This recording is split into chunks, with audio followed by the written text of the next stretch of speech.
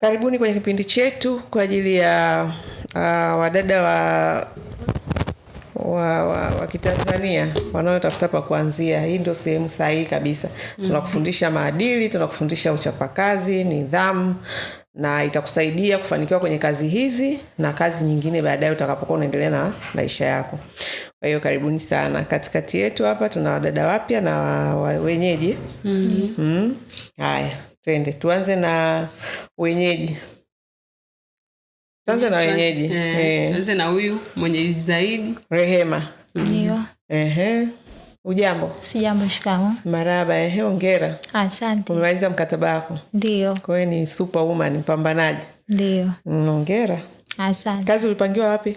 Ilikuwa Morogoro. Morogoro. Vipi, majukumu yaliendaje? Yalienda vizuri. Kabisa? Kabisa. Changamoto gani ulikutana nazo? Changamoto ndogo za kawaida. Za kawaida. Okay. Ulikuwa unalea watoto? Nimewalea walikuwa 3.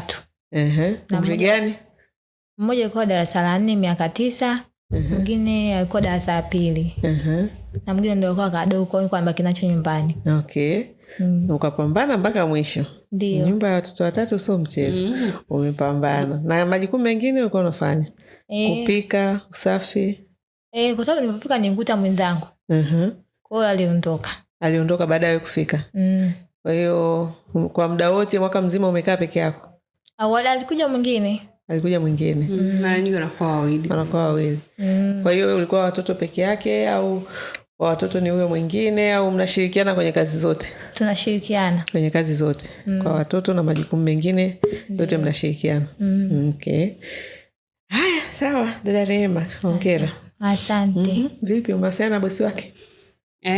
Huyu hapa utakuwa unakumbuka story yake kidogo. Alikuwa anafanya vizuri sana majukumu yake, of course, kwenye kipindi chote cha kazi, mpaka hata bosi wake akawa ameshawishika kwamba atamhitaji kuendelea naye. Alafu wakawa wameshaongea na dada, wakakubaliana kuendelea. Lakini baada ya kukubaliana kuendelea ndio yule bosi wake akapataga safari akaondoka. Aliporudi akampa zawadi. Hapo baadaye akabadilisha. Baadaye akamgeuzia kibao. Akamwambia mimi siendelei tena. Naondoka. Alafu akawa anadai na yeye apate hela zake zote. Ndio huyu sasa. Kwa hiyo kwenye majukumu alikuwa anafanya vizuri sana. Hata madam mwenyewe alikuwa anatamani kuendelea na dada. Lakini sasa naona sijui kilichomsababisha akabadilisha tena mawazo ni nini baada ya kukubaliana na bosi wake kwamba wataendelea. Rehema, nimekukumbuka. Maana mimi ndio niliamua hiyo kesi. Nikasema kama wewe umemchenjia bosi wako basi na yeye nilisema apewe hela. Tukasema hapana. Wewe bosi anakupa zawadi kwa motivation ya kutaka huduma yako. Hakuna mtu tu anakupa vitu bila sababu. Hata mwanaume anayekupa vihela na kuonga kwani anakuwa na anataka nini? Si kuna kitu anataka.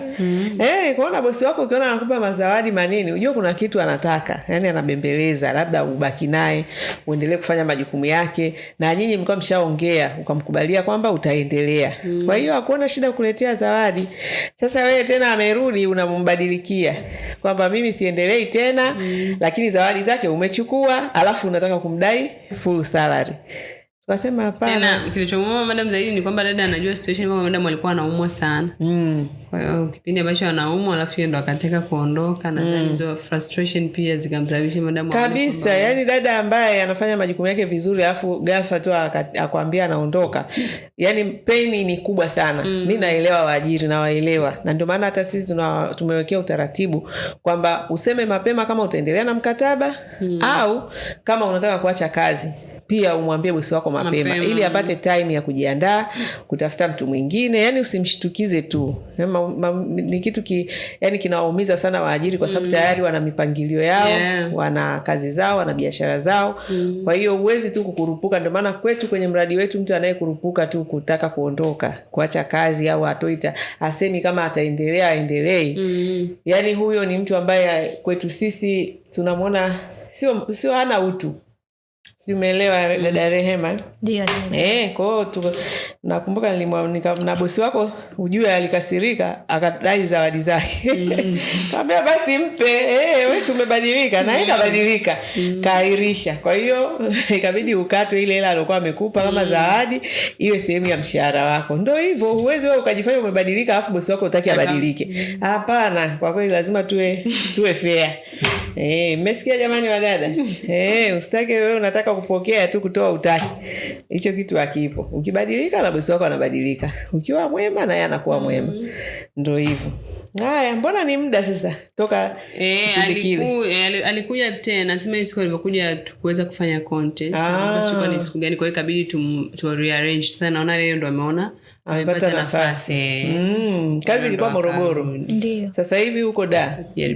Unafanya nini Dar? Nipo kuna vitu namalizia nyumbani, ujenzi.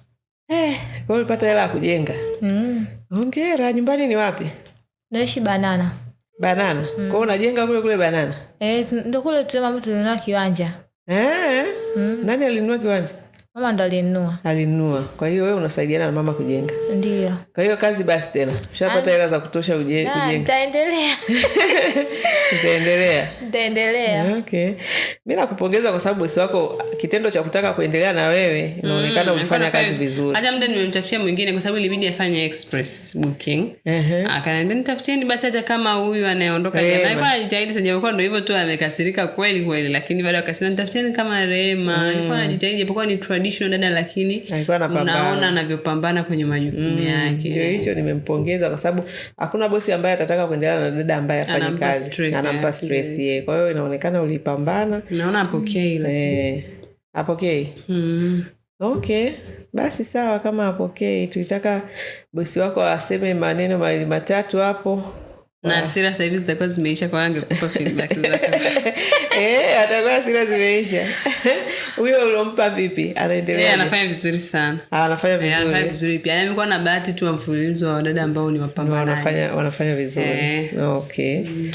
Sawa. Nadhani hata huyo mwingine ambaye alikuwa hajamtoa hapa, anaona ndo akawa anamsumbua kwa hiyo yuko kwenye hatua za kutaka kumchukua mwingine hapa kweli. Ili wote wawili wao wanatokea hapa. Okay. Sawa. Kwa hiyo kazini unarudi lini? Neema. Nitarudi kwa sababu mwezi wa 5 ndo namaliza. Unaweza kujenga? Ndio. Sasa kwani wewe fundi? Mama si yupo anasimamia ujenzi. Sasa wewe si ndio wewe unatafuta hela, ndio hela zinaendeleza ujenzi. Unafikiri ujenzi unaishaga? Hauishi. Sasa kwa nini ukae hapo? Unajua mwezi mzima na ukaa angeshaingiza hela nyingi. Yaani ukae tu hapo mpaka umalize ujenzi. Ujenzi unaacha watu wanasimamia, wewe unahakisha unawezesha. Ndio? Na sasa hivi ni 1,200,000 na maana wewe ujenzi pia ndio ungeendelea kukua zaidi. Kwa sababu mwanzo tulikuwa tunalipa 100,000. Nitaendelea lakini. Una nini huko mkisha pendeza. Una watu huwa wanaona wazuri, wanawapaki huko. Hawataki tena mje kazini. Wakati alikukuta kazini na ulipendeza kwa ajili ya hiyo kazi, ila yakikukuta anajifanya acha kazi. Mimi nitakuhudumia. Ndio hayo mambo hayo. Hapana. Achaka shauri yako. Takiwa uendelee kutengeneza hela. Yaani uendelee kufanya kazi. Au la ukitoka huku uanzishe biashara lakini uendelee kuwa kwenye mzunguko wa kazi. Yaani unahakisha kabisa wewe kama wewe una hela zako unazoendelea kutengeneza. Whether ni ajira au ni biashara. Lakini usikae tu. Alafu unavyosema unajenga maana hela inatoka tu. Taisha. Sawa Rema? Ndio. Haya, sawa, mimi nakupongeza kwa upambanaji. Hongera, lakini unapofanya kazi na watu uachane nao vizuri, useke ujanja. Usiwadanganye. Taendelea afu tena unageuza maneno. Hiyo sio nzuri. Sawa, nimeelewa. Hakikisha ukimwambia mtu tunaendelea basi kweli unaendelea. Na kama huna uhakika, mwambie sina uhakika, ngoja kwanza labda nikapumzike, taangalia itakavyokuwa. Yaani mpe mtu awe uhuru.